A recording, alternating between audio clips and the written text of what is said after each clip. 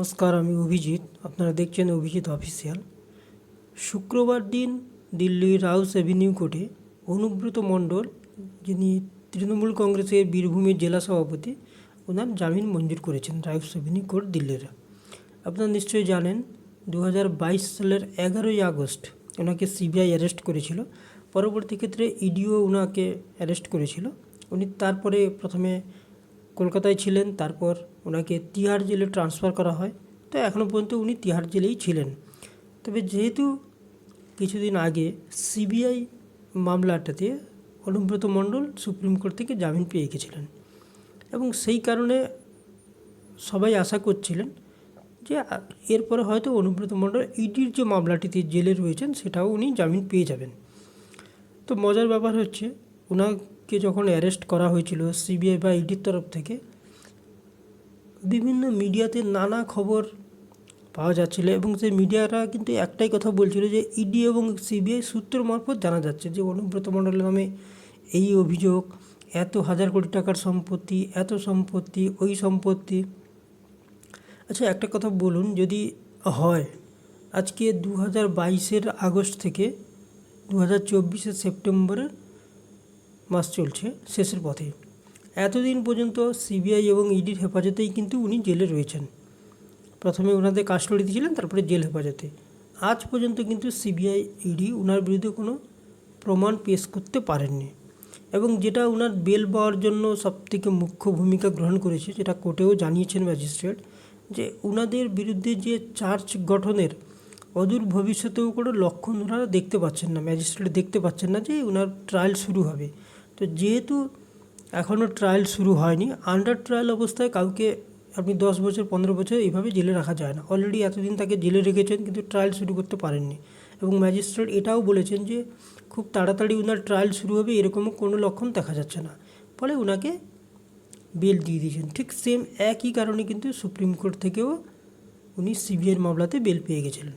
তো আপনারা যদি লক্ষ্য রাখেন, সিবিআই বা ইডি বিভিন্ন জনকে অ্যারেস্ট করছেন, এবং অ্যারেস্ট করার পরে বিভিন্ন অভিযোগ সূত্র মারফত ভাসিয়ে দিচ্ছেন। যারা নেই ওনারা ভাসাচ্ছেন না, মিডিয়া কোর্ট থেকে নিয়ে দিচ্ছেন যে এই অভিযোগ এত করেছেন, ওই করেছেন, এই দুর্নীতির সঙ্গে উনি জড়িত, ওই দুর্নীতির সঙ্গে উনি জড়িত, কিন্তু কোনো কেসের ট্রায়াল শুরু করতে পারছেন না, ফলে বেল হয়ে যাচ্ছে। আপনারা দেখবেন নিশ্চয়ই সম্প্রতি মানিক ভট্টাচার্য, উনিও বেল পেয়ে গেছেন। তার আগে ওনার ছেলে স্ত্রী বেল পেয়ে গেছিলেন। অনুব্রত মণ্ডলের কয়েকদিন আগে ওনার মেয়েও বেল পেয়ে গেছেন। তার আগে জীবন কৃষ্ণ সাহা, উনিও বেল পেয়ে গেছেন। আমার যতটা ধারণা, কয়েকদিন পরে বাকি যিনারা রয়েছেন, যেমন পার্থ ভট্টাচার্য বা সুবীরেশ ভট্টাচার্য, পার্থ চ্যাটার্জি বা সুবীরেশ ভট্টাচার্য, ইনারা যে রয়েছে ওনারা, বা জ্যোতির্ময় মল্লিক যে রয়েছেন, ওনারাও বেল পেয়ে যাবেন। বেশি দিন অপেক্ষা করতে হবে না, কিছুদিন পরে হয়তো 6 মাস 1 বছরের মধ্যে ওনারাও বেল পেয়ে যাবেন, এবং সে একই গ্রাউন্ডে, যে আন্ডার ট্রায়াল অবস্থায়, কোনো ট্রায়াল শুরু করা যায়নি। এবার এই কারণে কিন্তু ওনারা বেল পেয়ে যাচ্ছেন। কিন্তু কেউ কেউ আমি দেখছিলাম কিছু কিছু জায়গায়, এর আগে মিডিয়াতে বলা হচ্ছিল যে ওনাদেরকে মনে হয় কোনো জায়গা থেকে সেটিংয়ের মারফতে উনি বেল পেয়ে যাচ্ছে। একদম ফালতু কথা। ম্যাজিস্ট্রেট বা কোর্টের সামনে যদি আপনি ডকুমেন্ট পেশ না করতে পারেন, তো ম্যাজিস্ট্রেট করবেন কি? উনি তো কোনো কাউকে মনের ইচ্ছায় কাউকে বেল বা কাউকে জেলে পাঠাতে পারেন না। উনি এভিডেন্স দেখবেন, ডকুমেন্টস দেখবেন, তার বেসিসে পাঠাবেন। তো সেই হিসাবে কিন্তু সিবিআই বা ইডি পুরোপুরি ব্যর্থ যাকে বলা যায়। একটা কেস কিন্তু আজ পর্যন্ত ওনারা ট্রায়াল করে কাউকে কনভিক্ট করতে, শাস্তি দিতে পারেননি। এবং এটা যেটা তার বড় কারণ হচ্ছে, যেটা এই ঘটনাগুলো ঘটছে, এর মেন রিজন হচ্ছে, এর আগে যখন সিবিআই বা ইডি কাউকে অ্যারেস্ট করতো, প্রথমে ওনার এগেনস্টে প্রাইমারি কিছু তথ্য প্রমাণ জোগাড় করে নিত, তারপরে অ্যারেস্ট করতো, তারপরে ওটা কোর্টে প্রডিউস করতো, তারপরে ইনকোয়ারি করতো, তারপরে আবার সাফিসিয়েন্ট এভিডেন্স পেশ করতো, ফলে ট্রায়ালও শুরু হয়ে যেত, ওরা শাস্তিও পেত। এটা আগে হতো। লাস্ট 10 থেকে 15 বছর আগে সিবিআই বা ইডির প্রথমেই একটাই কাজ হচ্ছে, প্রথমে বললে অ্যারেস্ট করে নেওয়া, তারপরে 1 বছর 2 বছর ওকে আটকে রাখা, এবং তার মধ্যে এভিডেন্স জোগাড় করা। এবার এভিডেন্স জোগাড় না করতে পারলে ট্রায়ালও শুরু করতে পারছে না। পরিষ্কার বোঝা যাচ্ছে যে এই কেসগুলোতে কোনো এভিডেন্স এখনও পর্যন্ত ওনারা জোগাড় করতে পারেননি, ফলে ট্রায়াল শুরু করতে পারেননি।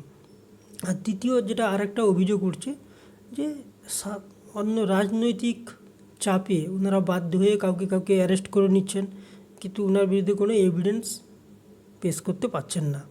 এবং সেই ধরনের একই ঘটনা আপনি যদি দেখেন যে একের পর এক কিন্তু এর আগে যাদের যাদের বিরুদ্ধে অভিযোগ হয়েছিল প্রত্যেকেই কিন্তু বেল পেয়ে গেছেন। আমার দৃঢ় বিশ্বাস যে সিবিআই ইডি পুরোপুরি ব্যর্থ, আর যেনাদের নামে অভিযোগ রয়েছেন বা যেনারা জেলে রয়েছেন খুব দ্রুত আপনারা লক্ষ্য করবেন ওনারা সবাই কিন্তু বেল পেয়ে যাবে। এর জন্য জজ বা কোর্টের কোনো দোষ নেই, এর পুরোটাই দোষ কিন্তু ইনভেস্টিগেশন এজেন্সি।